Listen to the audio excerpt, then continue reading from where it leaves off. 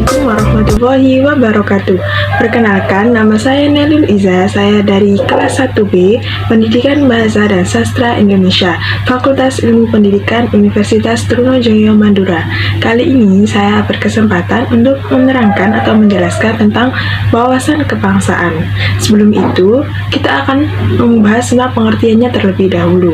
Wawasan Nusantara bermula dari wawasan kewilayahan dengan dicetuskannya Deklarasi Juanda tanggal 13 Desember 1957. Inti dari deklarasi itu adalah segala perairan di sekitar, di antara, dan yang menghubungkan pulau-pulau yang termasuk negara Indonesia dengan tidak memandang luas dan lebarnya adalah bagian-bagian yang wajar daripada wilayah daratan negara Indonesia. Dengan demikian, bagian dari perairan pedalaman atau nasional yang berada di bawah kedaulatan mutlak milik negara Indonesia. Nah, keluarnya Deklarasi Juanda 1957 membuat wilayah Indonesia sebagai satu kesatuan wilayah.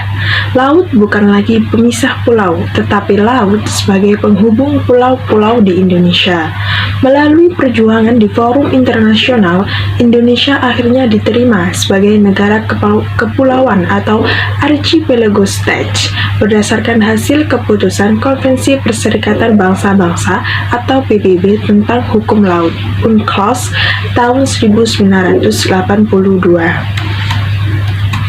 Wawasan Nusantara sebagai konsepsi kewilayahan selanjutnya dikembangkan sebagai konsepsi politik kenegaraan sebagai cara pandang bangsa Indonesia terhadap diri dan lingkungan tempat tinggalnya sebagai satu kesatuan wilayah dan persatuan bangsa.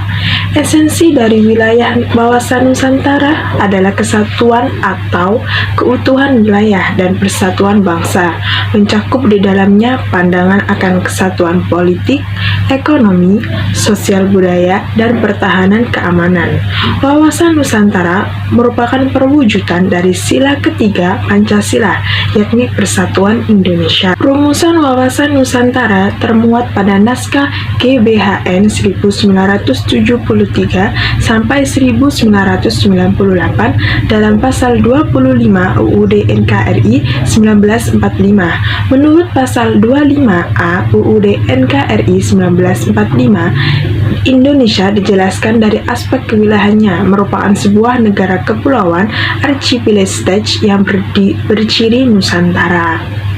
Selanjutnya, setelah kita membahas tentang wawasan kebangsaan, kita akan membahas tentang contoh implementasi wawasan kebangsaan atau wawasan Nusantara dalam kehidupan sekitar kita. Contoh implementasi wawasan Nusantara di lingkungan keluarga dan masyarakat sebagai mahasiswa dan masyarakat. Yang pertama, menanamkan budaya gotong royong kepada masyarakat. Seperti yang sudah kita ketahui, Indonesia memiliki banyak budaya. Salah satunya adalah gotong royong. Gotong royong merupakan budaya kerjasama atau melakukan segala sesuatu dengan bersama-sama. Manfaat dari gotong royong ini adalah menjadikan pekerjaan yang semula berat menjadi ringan, menjadikan pekerjaan yang semula lama selesai menjadi cepat selesai.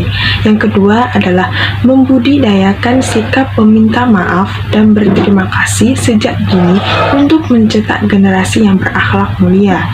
Seperti yang kita ketahui, pendidikan keluarga adalah pendidikan pertama yang dimiliki atau yang dijajah oleh seorang anak. Melalui keluarga kita bisa menyalurkan segala macam pendidikan, dari pendidikan akhlak, pendidikan pelajaran, dan sebagainya. Keluarga adalah inti dari pencetak generasi penerus bangsa. Oleh karena itu, keluarga yang baik atau sebagai orang tua yang baik, kita harus menanamkan sikap meminta maaf dan berterima kasih sejak dini kepada seorang anak. Dan yang terakhir adalah sebagai seorang mahasiswa adalah orang yang terdidik. Karena itu, kita bisa mengembangkan iptek yang dilandaskan iman dan takwa tentang berguna bagi masyarakat. Sebagai mahasiswa yang terpelajar, kita dianjurkan atau adalah generasi yang diharapkan bisa mengembangkan iptek yang ada di Indonesia yang berdasarkan iman dan takwa. Tanpa adanya iman dan takwa, ilmu pengetahuan bukanlah apa-apa. hal ini, dengan adanya kemajuan iptek yang diciptakan oleh mahasiswa, ini akan berguna bagi masyarakat kelak, bagi bangsa dan juga bagi negara. Baik, sekian dari saya, kurang lebihnya mohon maaf. Wassalamualaikum warahmatullahi wabarakatuh.